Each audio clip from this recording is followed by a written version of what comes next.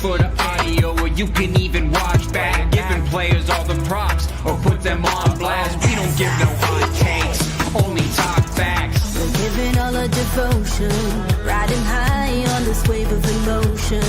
Going all out, yeah, cause this is our time. No, ain't no stopping us till we reach the finish line. All in, we came here to win. We're gonna give everything. S-I-C-K on the run. S-I-C-K, sick, sick. On fire, we're ready to fight. We'll bring the house down tonight. S-I-C-K on the run. S-I-C-K, sick, sick. Playing on the car ride, play it when you lounge. X and O, you know that we can hold it down. Shout out to my man Sammy, got it off the ground. And to all the listeners tuned in right now, got debates, analysis, and speculation. This is sports talk for the new generation. You know where to find us, got a reputation. Sick podcast, your #1 sports destination. We're giving all our devotion, riding high on this wave of emotion. Going all out, yeah, cause this is our time. No, ain't no stopping us till we reach the finish line. All in, we came here to win. We're gonna give everything. S-I-C-K on the run. S-I-C-K, sick, sick. On fire, we're ready to fight. We'll bring the house down tonight. S-I-C-K on the run. S-I-C-K, sick, sick. S-I-C-K is the sickest podcast. Tune in for the audio, or you can even watch back. Giving players all the props, or put them on blast. We don't give no hot takes, only talk back. S-I-C-K, S-I-C-K, S-I-C-K, S-I-C-K, S-I-C-K, S-I-C-K, S-I-C-K. All in, we came here to win. We're gonna give everything. S-I-C-K on the run. S-I-C-K, sick, sick. S-I-C-K, it's the sickest podcast. Tune in for the audio, or you can even watch back. Giving players all the props, or put them on blast. We don't give no hot takes, only talk facts. We're giving all our devotion, riding high on this wave of emotion. Going all out, yeah, cause this is our time. No, ain't no stopping us till we reach the finish line. All in, we came here to win. We're gonna give everything. S-I-C-K on the run. S-I-C-K, sick, sick. On fire, we're ready to fight. We'll bring the house down tonight. S-I-C-K on the run. S-I-C-K, sick, sick. Playing on the car ride, play it when you lounge.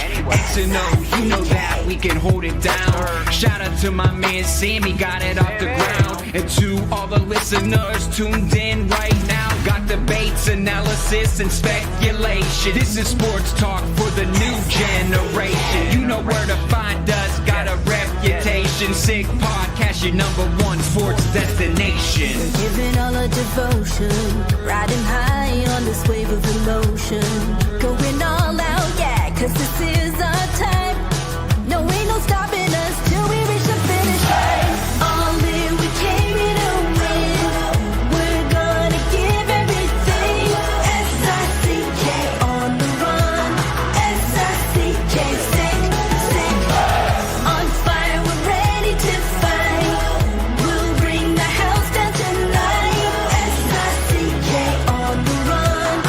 S-I-C-K, sick, sick. S-I-C-K is the sickest podcast. Tune in for the audio, or you can even watch back. Giving players all the props, or put them on blast. We don't give no hot takes, only talk back. S-I-C-K, S-I-C-K, S-I-C-K, S-I-C-K, S-I-C-K. S-I-C-K. Turn up your volume. Because you're about to listen to The Sick Podcast. With Tony Marinaro. 55 seconds left in the penalty, a minute and 27 seconds left in regulation time. Boston 4, Montreal 3. Fleury coming out rather gingerly on the right side. He gives it into Lemaire, back to Fleury. The sickest Montreal Canadiens podcast. You're in the spa! Sports entertainment like no other. Rejoint, on lui fait perdre la rondelle, une passe devant. Et c'est le dégagement, et ce sera la victoire des Canadiens. Stanley pour les Canadiens, le 23e de l'histoire. You found the dogs! John, you found the dogs! He found the dogs! And all together, they worked a young team to the top. And now, a 24th Stanley Cup banner will hang from the rafters of the famous Forum in Montreal. The Canadiens win the Stanley Cup! Brought to you by Energy Transportation Group. Driven to be different. La Vida Tibi. Embrace your true nature. And Playground, your premier gaming destination. It's gonna be sick.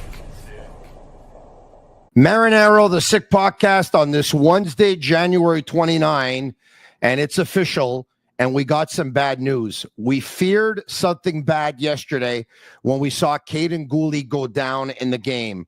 We feared something bad when the Canadiens' athletic therapist went over to assistant coach Trevor Letowski, gave him some news, which we assumed was news on Kaiden Guhle, and Letowski went up to Marty St. Louis to tell him, and we saw Marty's look, and we feared it was some bad news.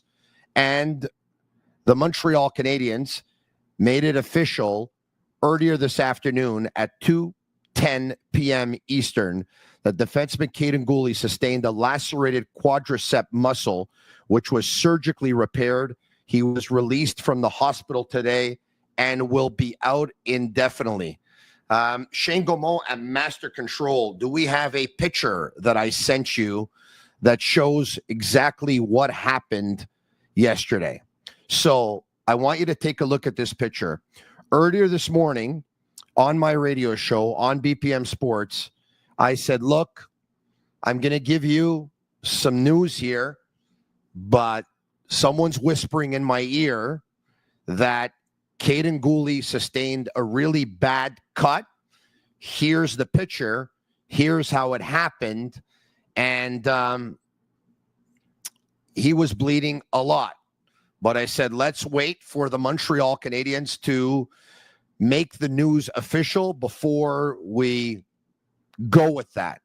And the Canadiens made it official probably about 2.5 hours after I discussed it on the air earlier this morning. This is bad news for Kaiden Guhle, who's had several injuries thus far in his career. It's bad news for the Montreal Canadiens. They've lost 3 straight hockey games, but prior to that, they were one of the best teams in the National Hockey League for a period of about 5 weeks. Guhle was really coming into his own with defense partner Alex Carrier. But yesterday, he had a new defense partner in Lane Hudson. Without further ado, I bring in our regular collaborator every Wednesday.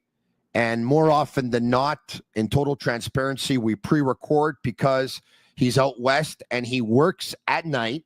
Craig Button, TSN, Director of Scouting and their hockey analyst. How are you?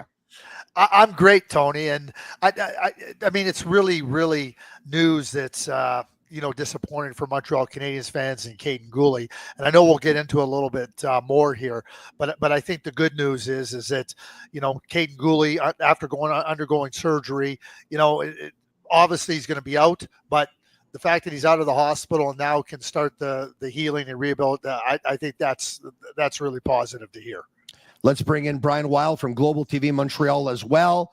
You gentlemen were so fantastic together 1 week ago. I said, why don't we do it all over again? And by the way, Brian, I didn't share this with you, but I can now, and I know that Craig will have no problem with it. When the podcast was over last week, Craig sent me a quick text message to say how great he thought you were.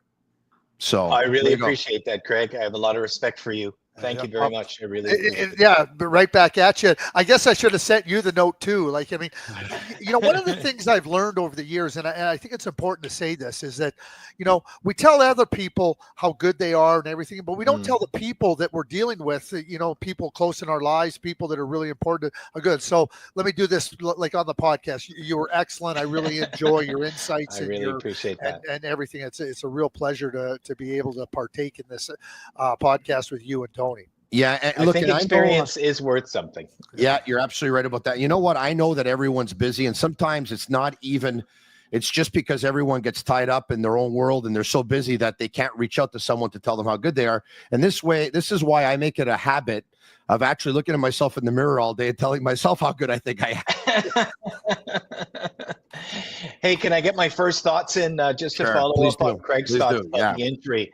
Let's be thankful because you listed some of the details to us on this injury from the text you got on your phone with your inside sources, Tony, and just listening to those. Why don't I do that? Would you mind if I do that right now for the benefit of the listeners? Yeah, do that, and then I'll make a comment about them because, let's put the cart before the horse. All right, okay. So, like I said, I got tipped off earlier this morning, and by the way, in this business, you're either right or you're wrong. And anytime it's about somebody's injuries, like you don't want to be right because you'd rather that it's that they're not injured. But so I got a couple of texts this morning. Guhle was cut, a very nasty cut, and was bleeding a lot. Guhle's foot was blue, and he was screaming in pain. He had a tourniquet on his thigh to stop the bleeding. There was blood all over the stretcher. He was operated at the Montreal General, and I don't know if I should share this or not. Seeing as I shared everything, I might as well. And once again, this is not coming from the Canadiens, but the text says done for the year. Now, folks, once again, like I'm sharing with you everything I got. We know that with timelines, things change. Patrick Laine was told from his first doctor that he was going to be done for the season. He was back after a couple of months. Ryan Backer, we were told, was going to be 5 months, and he was back like a month and a half before that and all that stuff. So, but based on the text messages that I got, this is what it says. All right. So on that note, Brian, go ahead. Yeah, and relaying all that information, the first thing that I think about is, thank God that he's someone that gets immediate care. Because if he isn't somebody that is rushed to a hospital right away, if that's somebody that just does that, like let's say in the workforce and they're working on a construction site or something like that, they don't have an ambulance in the building. Exactly, and you don't get care as great as Kaiden Guhle's, we could be speaking of unspeakable matters instead of a 4 to 6 month recovery on a lacerated quad. So thank everybody at the General Hospital and everybody at the ambulance for getting him over there so quickly, because when you're using a tourniquet and the foot's blue, it's pretty serious affair. It's pretty serious. So he falls into the corner and weird. And he ends up cutting himself with his left skate. To say that if he didn't have any bad luck, he wouldn't have any luck at all. Let's take a look at Kaiden Guhle's injury history if we can. And this was prepared by Matthew Bedard of TVA Sports. Since the start of the 2022-2023 season. March 16, this was in the WHL, by the way, a hand injury, 22 games. 25th of October, 2022, a head injury, didn't miss any games. 29th of December, 2022, a knee injury, missed 22 games. March 5th, 2023, upper body injury, missed 2 games. 18th of March, 2023, an ankle sprain, missed 11 games. His season was over. 17th of October, 2023, upper body injury, 4 games. 11th of February, 2024, upper body, no games. April 4th, 2024, concussion, 7 games, season over. 19th of September, 2024, appendectomy, 1 week. October 18, 2024, upper body, 5 games. And January 28th announced, or yesterday's injury, which was the lower body injury, out indefinitely. So, he's never had an injury that has been more than 22 games, but he had a couple that were 22 games apiece, one of 11, one of 7, one of 5, one of 4. And Craig, based on your expertise, do you know anything about the timeline of these injuries? I know the Canadiens set out indefinitely, but when I get a text message saying that he's done for the year, do you think that would be accurate or not, without speculating? Or I don't want to put you in a bad spot. Well, you're not putting me in a bad spot. I mean, we all try to figure out what this means, and we don't want to go to Dr. Google. So I went to a friend of mine who's a doctor, and he said at a minimum you're looking at 3 months. Because it's not just the healing of the quadricep that has to happen. Your leg is also going to atrophy. So now the muscle is going to atrophy. So now it's healing at the rehab, and then you got to strengthen the leg, and there's just no way to fast forward through that. And when skating is such a huge part of the game, and you're not going to be able to skate, that's why it becomes a longer term injury rather than a shorter term injury. If it's a shoulder, you can still skate, you can keep your cardio up and everything. Really hard when you have this type of an injury to keep your level of performance in the most important area, which is skating, up to the standard. And one little thing to add on here, I did a Google search and just to look to see, because it seemed like such a rare injury, and the only one I could find was from 2010. Derek Roy had a lacerated quadricep tendon, and he was out 4 to 6 months. And just to show you how rare it is, you have to go all the way back to 2010. And this one is just as bizarre, cutting your own self when you fall. Yeah, that's guys. You know what? I was talking with a friend of mine. You don't want to see any player get hurt, any team, any sport, anybody for that matter. But let's be totally honest here. There are some players who go down with an injury that it's harder to be able to win hockey games without them, more so than other players. I take a look at this Canadiens team. Is it safe to say that they lost one of their 5 most important players? I'll say yes. I mean, Marty St. Louis after the game, somebody that plays that many minutes is going to be missed. I mean, I don't think there's any question that you're losing a key player on the blue line. And you think about how many. It's not just the minutes; it's what those minutes represent. It's against the opponent's best players. It's the penalty killing. It's those critical situations where you're trying to make sure that you're holding your advantage or trying to gain an advantage. And now you lose a player, and you can plug a player in, and they'll plug players in, and they'll ask them to play to the best of their capabilities. But you're not replacing Kaiden Guhle. It's as simple as that. I looked at it in the Call of the Wild before he was injured, because it was an interesting night, because suddenly Lane Hutson, with only 50 games under his belt, was the one that was asked to move to the wrong side, his offside as a defenseman, to go against all those instincts that he'd learned for the first 20 years of his life. So they were already asking him to make a big change. And then it kind of got me to thinking, well, Mike Matheson showed in that instance that he didn't really like being on the wrong side, and they wanted to move him back to where it was a little easier for him on his correct left side. So then it hit me, well, how many defensemen do the Canadiens actually have that are top 4? I answered they have 4 top 4. But then I asked myself, well, how many top 2 do they have? And then I finished and I said, I think they got only 1. And I think his name is Kaiden Guhle, and he was just lost for the season. Yeah, can I just add something to that? Sure, of course you can. Brian, I think the way you frame that, and we go top 4 defenseman, but what is a top 4 defenseman? A top 4 defenseman might be a 4. I distinguish between a 3, who I call a pillar, and a 4 who will benefit from that pillar 3. Number 1 defensemen in the NHL are rare. I mean, what are there? 15 number 1 defensemen in the NHL? We can debate. Might be 14. It might be 18. I don't know. But that's where it's at. And then you're asking them what they want to do and how they and the different situations. Keep this in mind when we talk about key players, is that opponents are always looking to try to find the area where they can exploit or where they think they can exploit. When Kaiden Guhle's out there, you're not exploiting him for the most part. Well, now that creates a big hole in your lineup that you got. Marty St. Louis and the coaching staff now have to try to protect against that. Yeah. The Sick Podcast. That's a perfect point. I absolutely love that point, Craig, that, you've got Kaiden Guhle as somebody that you can put out in any circumstance. But who else can they do that? Like Mike is excellent in the offensive zone, but a liability at times defensively. And that's what stops him from, in his entire career, being called a first pair defenseman. And Lane Hutson, you look at everything wonderful that he's doing, but how could you call him a first pair defenseman in terms of that 85 feet of ice defensively?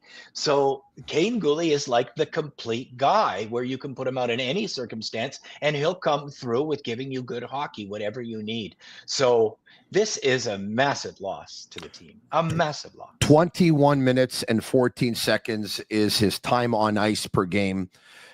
He's third most for Montreal Canadiens defensemen. Lane Hutson is 22.39 and Mike Matheson is 24.39. But like you said, Brian, we're talking about a guy now who has been part of a shutdown pairing with Alex Carrier for more than, or ever since Carrier got here, pretty much. Last night, he was not paired with Carrier. He was paired with Hutson. Here's a guy who's on every penalty kill. Here's a guy who is on the ice to shut down for the most part, the opponent's best players. No, this is a big loss, guys. And the Canadiens recalled earlier today, if we can bring it up, they recalled Jayden Struble from the Laval Rocket. Now, it's funny because last night I was hosting with with Max Lapierre and with Pierre Maguire. And Pierre said, it's Logan Mailloux time.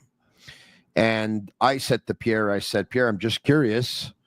You didn't bring up Jayden Struble's name. And, Pierre talked about the fact that Mailloux had a really, really strong week in the last week. Max talked about the fact that Logan Mailloux has been a dominant defenseman in the American Hockey League for the most part since last year. And, we all three of us recognize the fact that the Canadiens, of course, could use another right-handed shot on defense because they only have Carrier and they only have Savard. But it's Jayden Struble that gets recalled.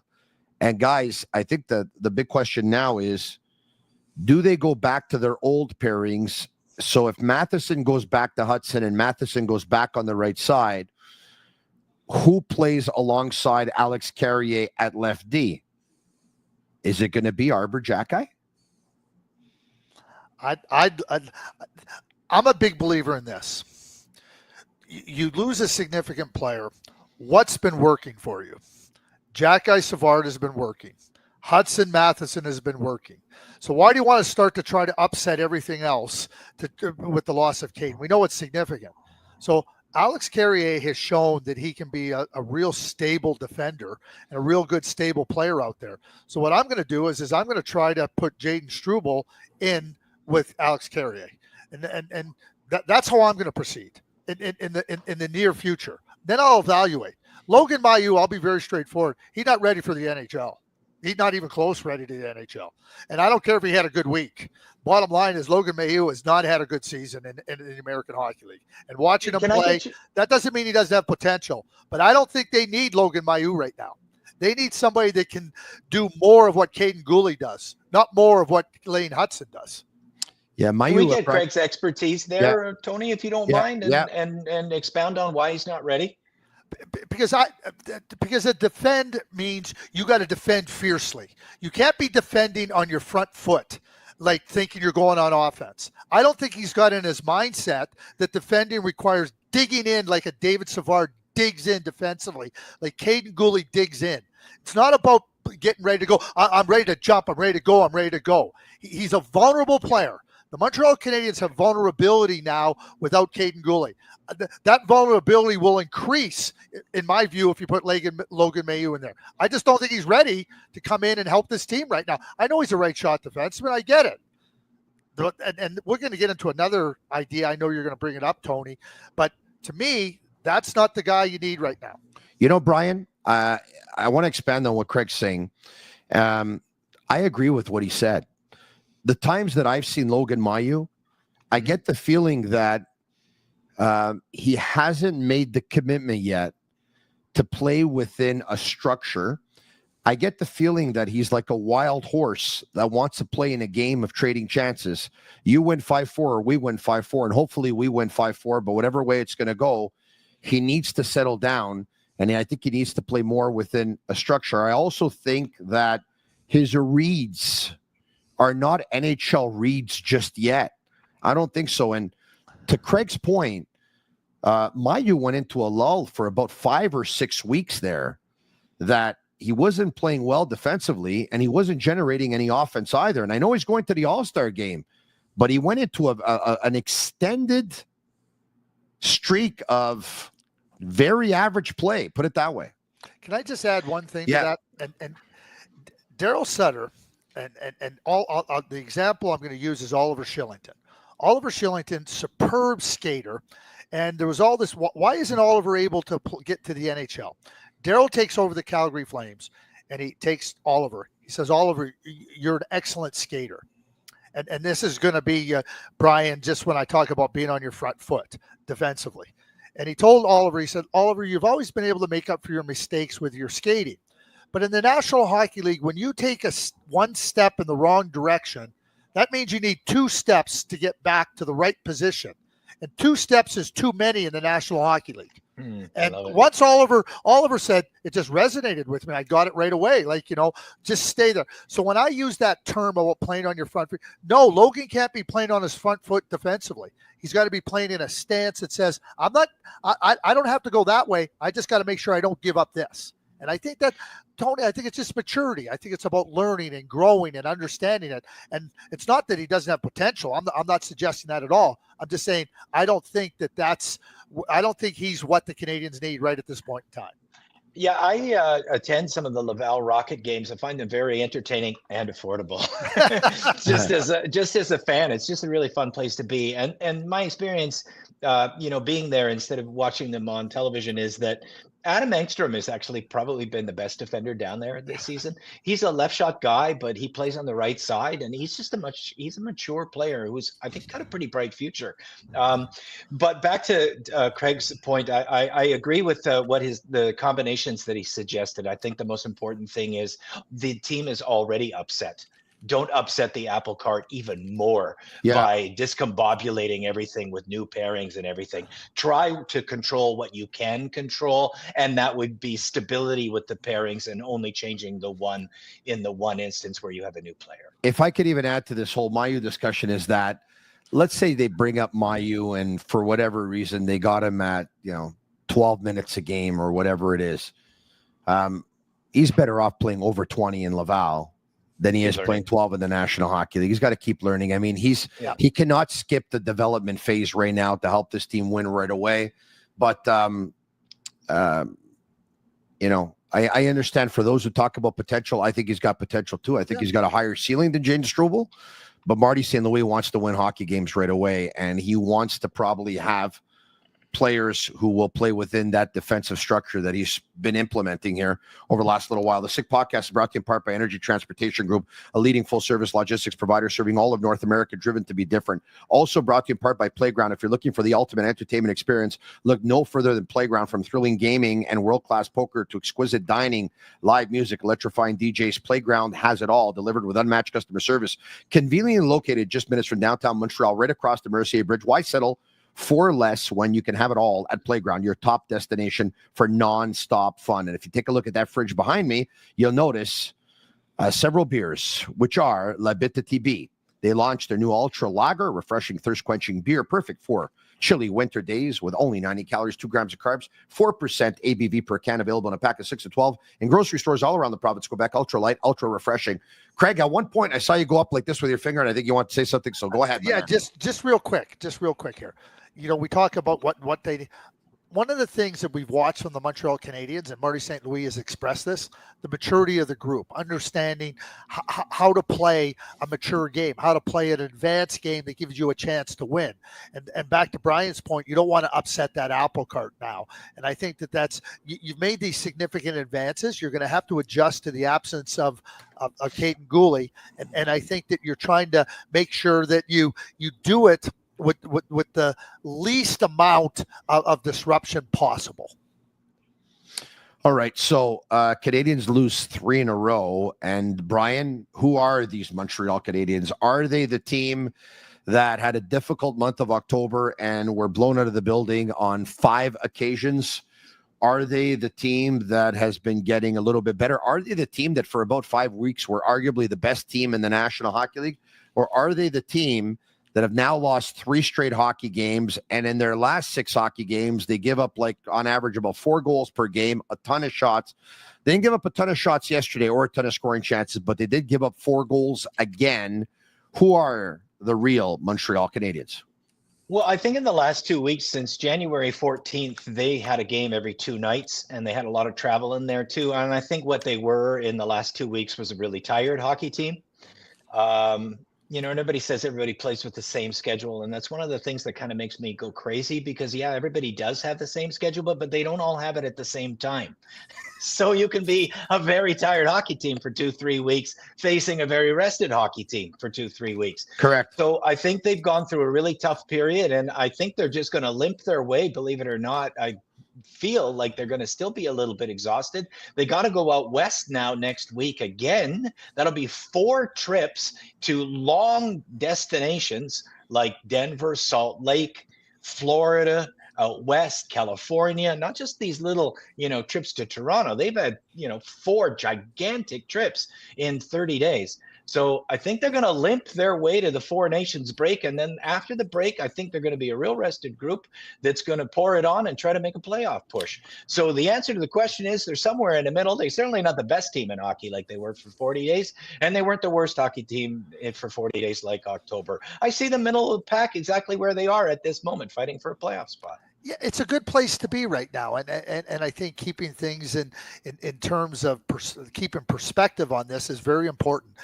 I got asked the same question on what's wrong with the Tampa Bay Lightning, and when you start to go look at their schedule in January, you go, they've been here, they've been there, they've been everywhere. Yeah. I think there's a song that with those words, but that's where Montreal's been. So you're trying to manage this part of the schedule, and I think they'll really I know they're going to benefit from the break. Yeah. And I think you'll see a rejuvenated, re-energized team coming out of the 4 Nations face-off. Guys, and everybody has a strength of schedule, right? Like you can find that on the internet, tankathon.com. You can find remaining strength of schedule. The Canadiens have the 28th easiest schedule going forward. So there's the chance, when you have the easiest schedule essentially in the entire league, you can make some headway. So when you say hockey. So when you say 28th, you're basically saying they have the 5th easiest schedule the rest of the way after starting when after the 4 Nations tourney. Yeah, sorry, I maybe said that wrong. 28th hardest, 5th easiest. I mean they've gotten their hard games out of the way. Okay, fantastic. All right, I know the more important games, the prototypical 4-point games, are the ones when you're playing versus teams in your division and battling for positioning with them. We saw that game versus the Tampa Bay Lightning. What was it, about 8 days ago, where if the Lightning win, they go 5 points up on the Canadiens, and the Canadiens beat the Lightning in regulation. So now the difference was 1 point. I know tomorrow night's opponent is a Western Conference opponent. I know they're not in the Canadiens conference. I know they're not in the Canadiens division. But for me, it's an extremely important game as well because, A, it's 3 straight losses here. B, Minnesota's playing 2 games in 24 hours.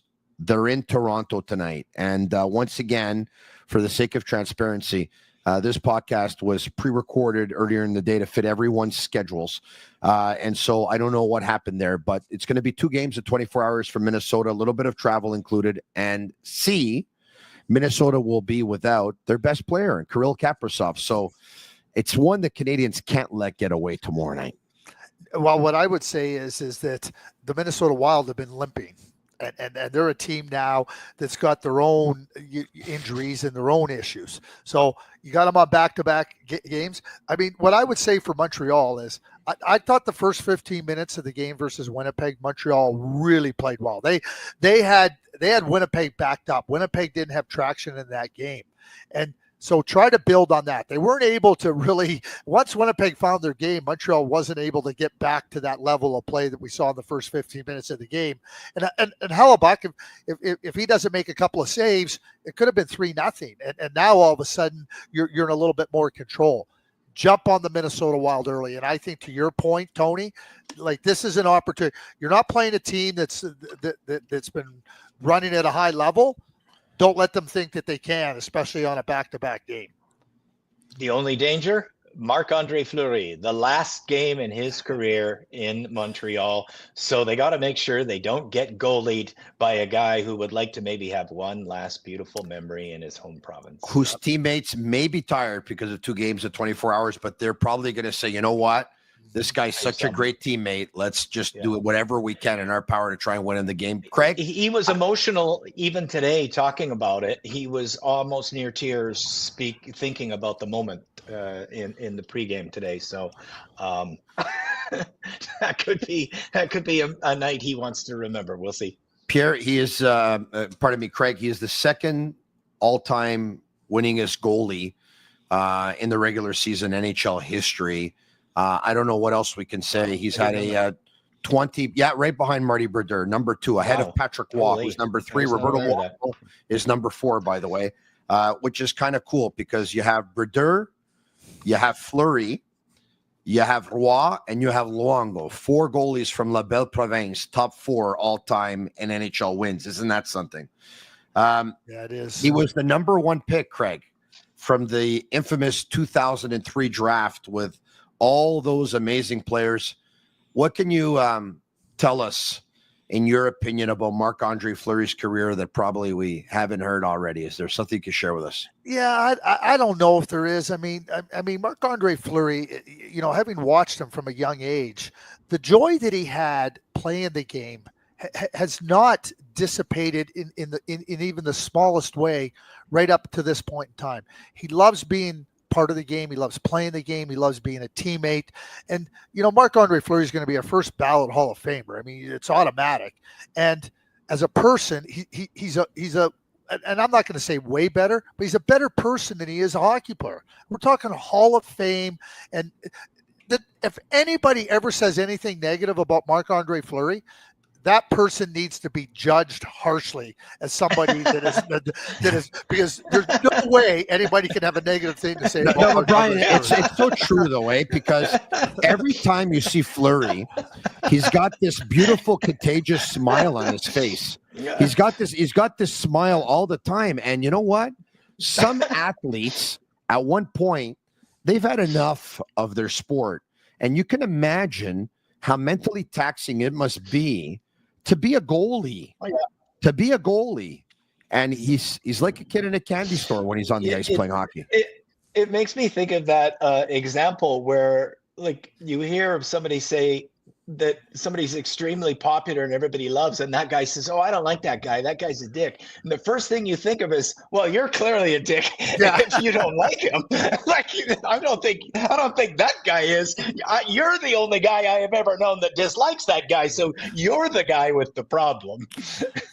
Guys, we know that he's a great practical joker, and it's, but it's that joy that he has, and nobody, everybody, talks about Marc-Andre Fleury with a sense of love and a sense of like how wonderful he is as a person and how he lights up a room. I mean, shouldn't we all aspire to be like a Marc-Andre Fleury as a person? You're absolutely right. Yeah, guys, a shout out. And I tell you what, too, money guy in big games too, eh? Money guy. Oh yeah, big time. Clutch. Speaking of money, go all the way with Betway and get a free bet up to $200. If your first bet loses, scan the QR code on the screen or click on the link. Hey, I'm one of the best. Click on the link in the details section to create an account and redeem your welcome offer. Offers only available for new customers. Terms and conditions apply. Offers not available in Ontario. Must be 18 years of age and over. And please play responsibly. Also, shout out to Tony, where Craig and I went, Souvlaki Authentique, family operated Greek restaurant, 7 locations, Lachine, Boisbriand, Pierrefonds. They use fresh Quebec chicken, fresh Quebec pork, both hand cut, marinated in-house. Their gyros hand stacked in-house, never frozen, no MSG in any of the recipes. Greek potatoes, not your Yaya's Greek potatoes. They have a unique lemon sauce, and we salute the fantastic staff over at Souvlaki Authentique. Brian, you were saying? Yes. Can I ask you two a question, please? Sure. What do you think the Kaiden Guhle injury does to their thoughts about the trading deadline? Oh my God, Brian! Like I'm checking out of this because in my head, you're in my head. You can read. Do I got a thought bubble coming up here? Because I was going to do exactly the same thing to both you and Tony. So why don't we just make this a round table? I have an answer. Okay, Ryan, and I'm gonna Tony. I was gonna say, Tony, you go first. Good. So I will. I say they don't even have that answer yet. I think it all depends on where they're going to be 1 week leading up to the deadline. Now, are you asking me, do I think that they're going to go out and try and make a move now to replace Guhle? Is that it, so that they can still stay in the mix? Is that the question? I was a little bit more wide-ranging with my question than the specific next 7 days. Jeff Gordon and Kent Hughes have said that they want to help. Yeah. But they're not going to compromise the future to go out and get a player, even if that player helps the team in the short term. But ultimately, they lose out in the long term because they've given up prospects. Unless there's another Alex Carrier out there, which they can get for a Justin Barron, I don't see how they're going to be able to go out on the market and get a shutdown D who plays about 22 minutes a game without giving up a lot. Unless, once again, he can pull another rabbit out of his hat the way he did with Carrier. So, Tony, I'm going to poo-poo you here. Good. Because, no, not in a negative way for what you said, but too many NHL general managers think like you do. It's not. I don't want to hear how hard it is. I don't want to hear how difficult it may be to find that guy. Your job is to make the team better. Today, tomorrow, in the future. Nobody's suggesting you compromise your team in the present form or in the future. But a general manager's job is to do the things that are hard. And I'm so sick and tired of hearing, oh, it's hard to make a trade. Oh, it's hard to do this. Like that, okay, if it's so hard, I'll get somebody else to do it. Oh, man. So, you say about pulling a rabbit out of his hat, like what Kent Hughes did, that's the job of a manager. And I've said this before. All the picks, all the prospects are not going to play for the Montreal Canadiens. So trying to understand what the future means. The future, trying to make the playoffs is important for the future in years ahead too. I'm not saying you do anything silly or compromise anything, but the bottom line is I think that the Montreal Canadiens have to examine what they can do to help a team that has shown that they're progressing. How far that progression can go, we'll see. But I think they have to look at what is available and what they could potentially do. Brian, if only we could have gone to Montreal Canadiens pressers with Craig Button back in the day when Marc Bergevin was the GM. I can't get a center. It's too hard. Yeah. We're not playing PlayStation. We're not playing PlayStation. You have to draft those guys. You don't acquire them. And then you rattle Meanwhile, off. Look at the Washington Capitals. Yep. Lars Eller acquired, right? And then you rattle off a list of Ryan O'Reilly and you rattle off of Mika Zibanejad. You rattle off a list of a bunch of centermen who were acquired. Well, even on Washington in 1 year. In 1 year, right? Yeah. They got Dubois, Strome, and Eller all in 1 year, and now they're the best team in the league. You can't get a centerman? They got three. Yeah. It's a common refrain, Tony, and it's one I don't accept. I don't accept it from any manager in the National Hockey League. Like I said, okay. If you're going to tell me I how want to hard give my answer to the trading deadline. Go, sorry. Okay. Oh, no problem. I had my hand up. I was waiting my turn. And I think they're going to make a move. I think that in today's NHL, you can get a top four defenseman. Somebody can give you 18 to 20 minutes, and you do not have to give up a lot. If you look historically at what you have to give up, you only have to give up about a second or third round draft choice. You don't have to touch your firsts to get that type of player like a Carrier. And that's not an expensive thing when he has 2 seconds and 2/3 in this draft. And I think he's going to go for it. I think he wants to play serious hockey until the end of the year. They've got a little taste of it. They're having fun. And I think they really want to reward their players for really giving in and buying in and being a part of a commitment that Martin St. Louis has asked them to do.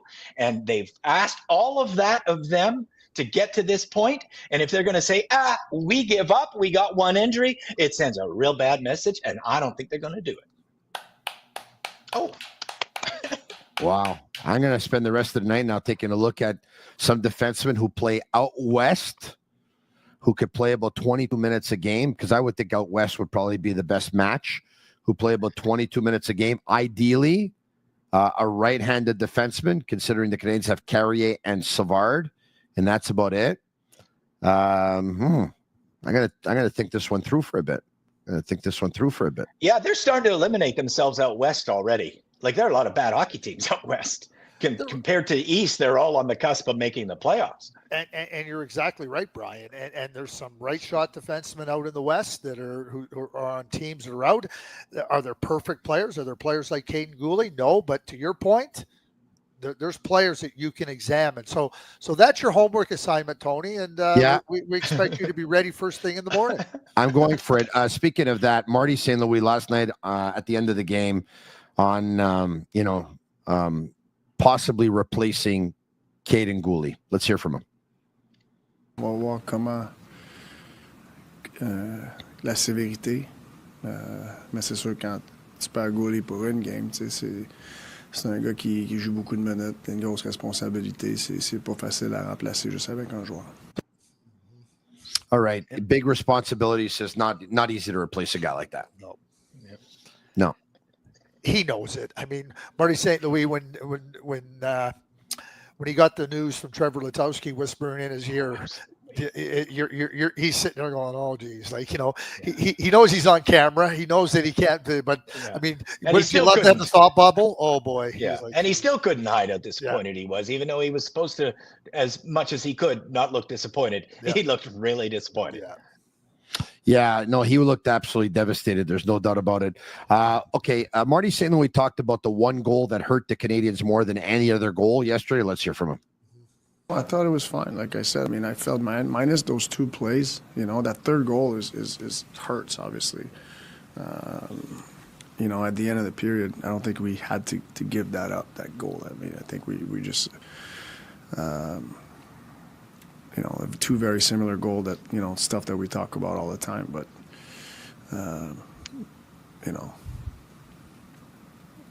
I felt defensively we were much better against a really good team. Defensively, we're much better versus a very good team, but that goal is 2 goals against a very good team. Guys, we discussed it last night once again with Max Lapierre and with Pierre Maguire. I don't think Marty St. Louis, I think he made some really questionable decisions last night. Mike Matheson came off a bad game on Saturday night versus the Devils. I get it. He was on the ice for 3 to 4 goals against, but I don't think he was responsible for the game-winning goal. I think that was on Liney. But for 5 weeks, they're one of the best teams in hockey. And Carrier and Guhle are playing great together. And Matheson and Hudson are playing great together. And do they have 2, 3, 4, 5, 6 practices under their belt here to go with new defense pairings? No. And he decides to change the defense pairings yesterday. I think it's a move that backfired. Obviously, Matheson and Carrier didn't look good on the first couple of goals. Hudson and Guhle together did not look good on the third goal against. I would not have done that. And on that goal that Marty St. Louis talked about, what in the world are the Canadiens doing with Michael Pezzetta on the ice with the last line change with 20 seconds left in a period of a 2-1 game versus the deadliest line in hockey of 5-on-5? I don't think Marty coached a very good game last night. If I could comment first on that one, Craig, I think what Martin St. Louis did was interesting in terms of what he was doing with his pairings was, like, for me, kind of almost revolutionary, because we've always looked in the NHL as your pairing as one offensive guy and one defensive guy, and that's how we complement each other. But what he was doing instead is he had a shutdown pair And he made sure they had all the defensive zone starts and faced the harder opponents, first line guys. And he had his offensive pair that had the offensive zone starts, Matheson and Hudson, and got the weaker opponents, third and fourth line guys, if possible, to exploit them. And he kind of went away from his own kind of revolutionary philosophy. And then he went back to, I'm going to have an offensive and a defensive guy on one pair, an offensive and defensive guy on another pair. And he kept that third pair all the same. But on his first two, he changed his overall philosophy on how he wanted to make sure that his defensive guys were getting the harder minutes and his offensive guys were getting the easier minutes and easier zone starts. So that's what I found a little unusual about what he did. And I don't know the motivation because there's so much that happens behind the scenes. Maybe there was a meeting between Mike Matheson and Martin St. Louis, and maybe they had a chat about how he could play better hockey. Nobody will ever know that kind of thing, his motivation. But I just thought it was interesting that he broke away from what had been so absolutely successful for him and revolutionary in concept. I think to your point, Tony, I think that there was somewhat of a sideways admission that it didn't work, because when he was asked why, right? He was asked post game, why did you do it? He says, I thought it would work, which is his admission that that it didn't work. I might not want to go into the rationale for why I thought it would work, but he said, I thought it would work. He said, I thought it would work. Right. He really put it right on himself. And to your point, Brian, I think that, if Marty wants to share that at some point in time, it'll be interesting to hear it. But, sometimes, you can talk yourself into things as much as you can talk yourself out of things. I have to believe that the game Saturday versus New Jersey, it wasn't a clean defensive effort. It wasn't a real clean game for the Montreal Canadiens. The fact that they even got to overtime with some chances to win, I think was kind of a mirage, because they didn't play well enough to win. Dobish was outstanding, and I agree with you, Tony. That Laine's pass to Matheson just messed up the whole thing on the winning goal. Yeah, so, I'm about to try. Yeah. So you start to think about, okay, what can we do? We're playing a real. They were playing the top scoring team in the league, and so I think that probably played a part into what Marty was thinking and changing it. But we go back to that. Are you going to be who you are and what's giving you success and believe in it, and go, okay, that's a one-off. Let's be aware of it. I think Marty's admission post-game kind of gave us insight that he said, yeah, okay, that one's on me. Yeah, the Canadiens have already confirmed that it's going to be Jakub Dobish tomorrow night versus the Minnesota Wild. Guys, this one's not on Samuel Montembeault last night by any means, but the fact of the matter is Montembeault's stats have really been slipping here. Let's bring up a graphic that I saw earlier today. Habs goalies since December 28th. Dobish 5-0-1, 933 save percentage, 193 goals against average, 1 shutout.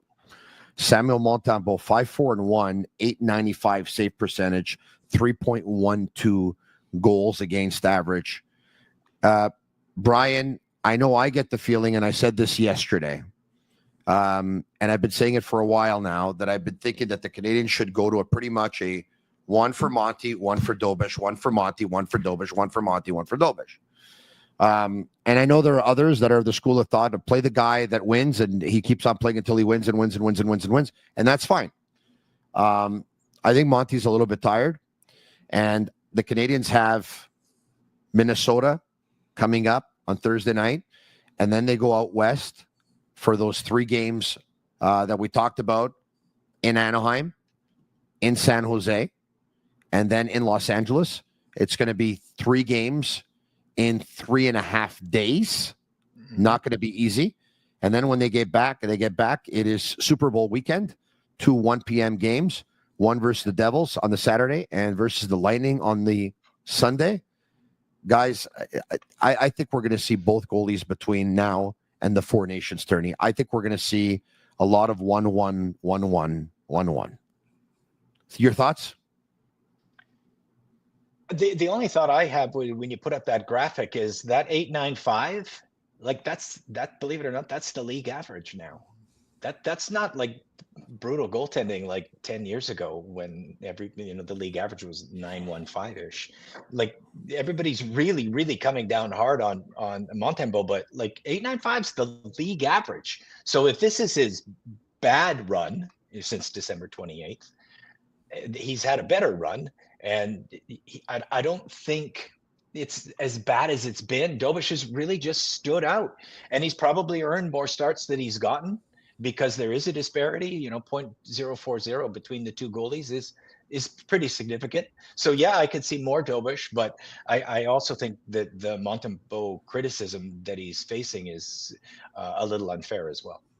I think that, I see the graphic and I see 10-4-2 for the Montreal Canadiens goaltenders. And I think if you can get 10-4-2 out of every 16 games, sign me up. Sometimes exactly. it's You're not a playoff team. So sometimes it's not so much what the numbers tell you.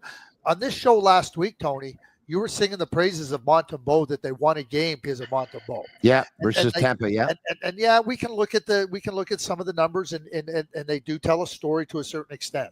But I think what the Montreal Canadiens have found here is a goaltending tandem that can win games. So when I focus in on the 10 game, that's really good. They didn't have that with Kaiden Primo. So there's an area of improvement in the goaltending position. One question, and I'll just pose it to both of you again. The Montreal Canadiens also know that Sam Montembeault is part of the Team Canada for the Four Nations face-off. Yeah. Do you think that factors in to how many games Dobish plays over the course of the next next five? What is it? 3, 5, 6? 6 games left before the Four Nations. Yeah, could be. I think though that ultimately Marty St. Louis is just going to try and do whatever he thinks is going to give him the best chance to win games. And right now, I don't think anyone's proven to St. Louis that they can have more than 2 consecutive starts and actually play well more than, for both. And that's what I think is going to happen. Once again, look, we'll know a little bit more tomorrow night after the game. And if all goes well, gentlemen, I'd love to talk to you again in about a week. I just want to take a look at the Canadian schedule. Well, they'll play Sunday, Tuesday, and Wednesday. They're playing Wednesday, but listen, we'll make it up here at some point here along the way, and we'll get it done. And look for the new defenseman that they have then. It should be good. Did you give me a name yet? Did you give me a name? No, definitely not. I'm not doing that. If you want to have a hard week, pick a name. Hey, Brian. Yes. You know what? I had some names in my head. I said I'm not mentioning them because especially on Twitter. Yeah. Oh, yeah. No. Well, somebody listen. But the main point here, and I love the fact that you said, you think they will make a trade, and all the reasons that you gave, I think are really important to keep in mind. Can I ask you if you like instead of a name? How about a profile? What kind of profile are you looking for? Okay, yeah, give me the profile. Yeah, not a name because that's brutal. It leads to no, but if you give me a profile, exactly, I'll give you a name. Okay, Craig. Well, what's the profile? You nailed the profile. You said a defenseman that can be in your second pair. Maybe he's a fifth defenseman, but can play 18 to 20 minutes. He can be really good. I don't think they need offense. They need somebody that's going to just dive in and be a really good defensive player at even strength and help on the penalty kill. Big. And what's that cost? Big, small, left, right. Second I want bigger. Yeah, second or I think or a third. Depending on the level of the player, right? And I mean, there's ways to do it. You could say it's a third that could go to a second. Okay, hold on. Do you want a big right-handed defenseman? No, I don't want a big one. I want a small one. I want a little tiny guy. Well, we have one in Montreal. We have one in Montreal. Lane, he's the best one on the team. Yeah. He's not tiny. I want smaller than Lane. Okay. Ready for this? Big, yes. Right-handed, 20 minutes a game. Plays in the Western Conference. Plays for a team that isn't going to make the playoffs. Okay. Year 3 of 4 of a contract, so chances are they'll probably let him go. A veteran with a lot of experience, Connor Murphy. Go. Chicago. And Connor Murphy is out right now with injuries, and he has been injury plagued. I really like the way Connor Murphy plays when he's healthy, so I'm going to just push back here a little bit. I'm not going down that path. You're not going down that path? Not with another. He's been injured too much. I mean, my good friend Doug Armstrong always said this about injury-prone players. Isn't that great? I think they tend to get injured. They tend to get injured. That's a good one. I didn't think it was a serious injury. As a matter of, I didn't think it was a serious injury, so I'm going to look it up. Yeah, he's been out. Are you looking at rosters right now? Yeah, I am. Yeah. Okay, take a peek at a couple of those teams out west. Let's spend 2 minutes on this. If our audience has 2 minutes. He's out with a groin injury right now, and it looks like it's. We know those.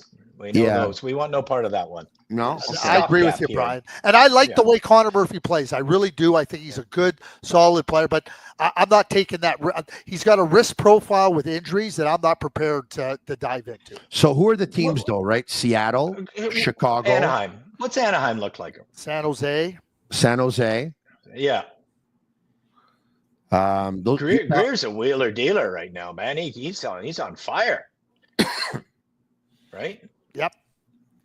Anaheim. San Jose, he's on fire. He's doing nice work after a rocky start. Anaheim has Ratko Gudas. Oh, the captain. Yeah, they got Minchikov and Trouba on your second pair. That's not happening. Trouba, please. No. He punched me in the face. I'm so hard on him. I don't like that guy so much. Oh, he punched you in the face, eh? No, he would because okay. I am not that fond of the way he plays hockey. Okay. Yeah. He hits hard. Yeah. But that's why trying to pick out a name. Usually when you try to pick out a name, the guy that ends up coming, like Carrier, never even crossed your mind. Yeah. Right? Uh-huh. That's how it works. Yeah. I have a number 5 that could be interesting. He's a number 5, though. Do you get a number 5 to replace a number 3? Well, who is it? Jamie Oleksiak. Oh yeah, I like that. Oh yeah, Jamie's big and yeah, long, like that. and that's I think Jamie Oleksiak would be a nice addition. Yeah. All right, head to Puckpedia and tell us his contract, please. I will. What I will tell you is that obviously he's a 32-year-old defenseman who weighs in at 6'7", 250 pounds. Bigger than Lane Hudson, Craig. You're happy. You know, I've always been looking for a Montreal Canadiens player whose weight can get close to mine, which is pretty cool. I thought that was funny, Brian. And that's a defensive footprint before an offensive one. I mean, that's a good thought. That one. You talk about Alex Carrier, and I'm just gonna say, because I've seen Utah play a number of times. Yes. Like they picked up Michael Kesselring, and I'm not saying Michael Kesselring is available. Michael Kesselring would be an excellent fit for the Montreal Canadiens, in my view. Do you know who else would be an excellent fit for the Montreal Canadiens? And they're not getting him, but they had him, is Jonathan Kovacevic. Yes. So we're talking about profiles here. Those are the profiles I'm looking at, Tony. So Oleksiak makes $4.6 million per season, and his contract expires next season in 2026. Second, third rounder, somewhere in that area. He's yours. And they already got 2 of each of those. Yeah. Maybe a provisional second rounder. So it's a third. We make the playoffs. Second. So you like that one? I do. I love that one. Yeah. Good. I like Kesselring. By the way, Kesselring. And I really believe that Kent Hughes wants to be in the mix for the rest of the season. These guys have worked too hard to just say we got one injury, we're abandoning ship. Yeah. I don't think they're going to do that. Totally agree.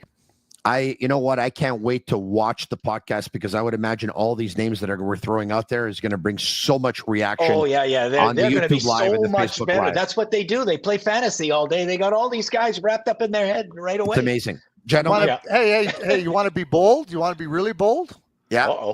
Phone Chris Drury and ask him about Braden Schneider. Whoa. That helps you now and in the future. Yeah. He's good. So he wants to trade him? I didn't say that. Yeah. Like you know what? Like Tony, you don't wait for a call. You make a call and you go, "Hey, Chris, we're looking for a defenseman. What are your thoughts on Braden Schneider? Is there anybody?" And you never know where it'll go.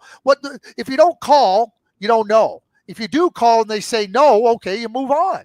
I just said try to be bold.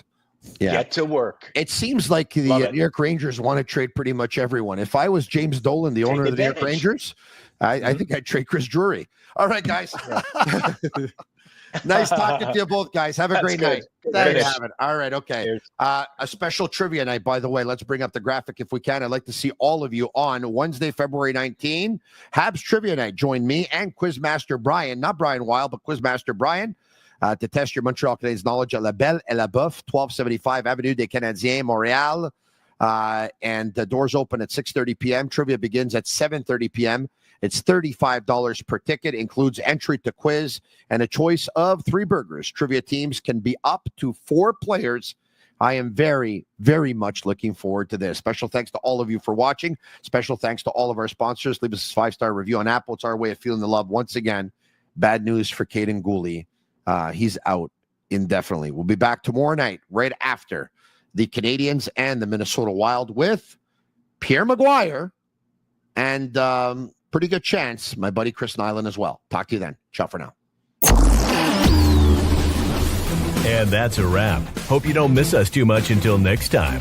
Follow the Sick Podcast with Tony Marinaro on YouTube, Instagram, Facebook, Google Play, and Apple Podcasts. The Sick Podcast is brought to you by Energy Transportation Group, driven to be different. La Vida TB, embrace your true nature. And Playground, your premier gaming destination.